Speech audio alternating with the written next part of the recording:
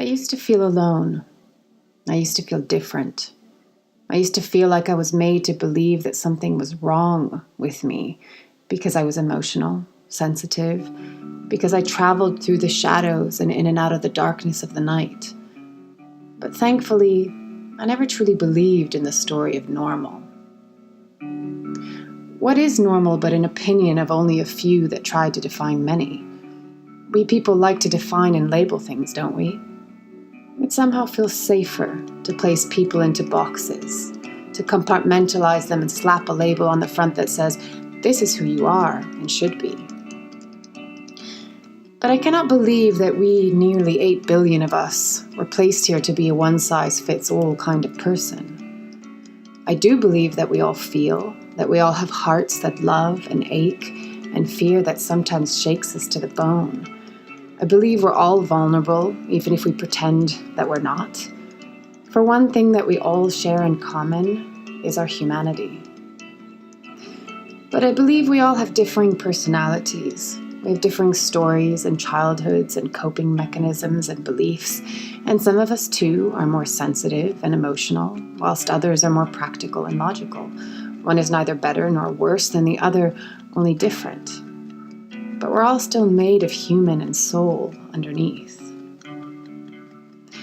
We live in a world, though, that has tried to make us all the same, that values only a very small portion of us and dismisses and even shames the rest.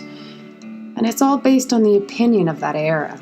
Currently, we're living in that you're better if you're extroverted, ambitious, tough, invulnerable, unemotional, positive, happy, and ruthlessly independent. But what of all the introverts, the ambiverts, the HSPs, the intuitive, emotional, sensitive, creative, hermit-like people? What of all those that aren't afraid to dive into the shadow and reveal their nakedness and are okay with not always being okay?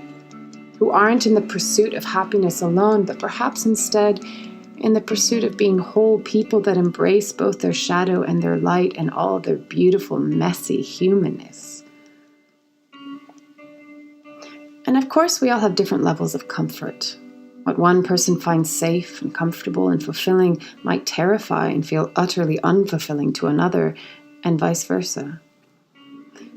But what seems to be at the root of our issues, our judgments, and our conflicts within ourselves, our families, our communities, and our world is that we perhaps have this ingrained belief that we should all be the same, or that some aspects of being human are better than others.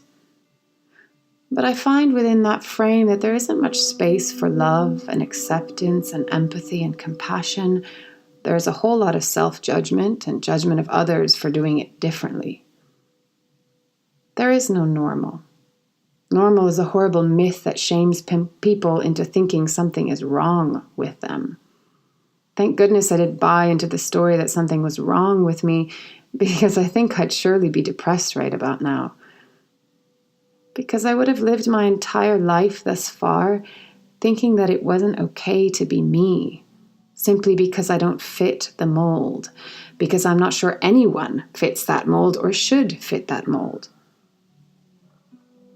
I'm so thankful I turned in a way away from society's norm and traveled instead within myself to discover what the hell self-acceptance, self-love, and authenticity actually means to me. And that journey and discovery has, for me, really liberated me. It doesn't mean I'm perfect. It doesn't mean I still don't have a pile of my own shit to sort out through with love. It doesn't mean that there isn't still a lifetime of growth to be had. It just means I don't judge myself anymore along the way. It just means that I'm walking alongside myself, holding my hand, loving myself even in the shittiest of shittest moments in life. And it's that I would love to see more of in the world. Not because I know better. I think I probably know nothing, and I believe we are all always learning as we go along doing this human thing.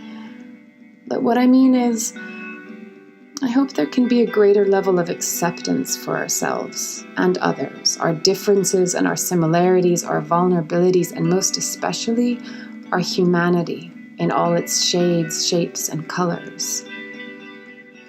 I hope that we can find a way to not be so hard on ourselves, to know that it's okay to be me and it's okay to be you, and that we're both and all enough as we are.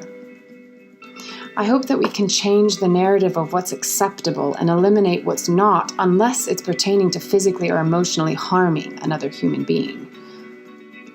But to say that there is something wrong with you because you are not like me, that narrative needs to die.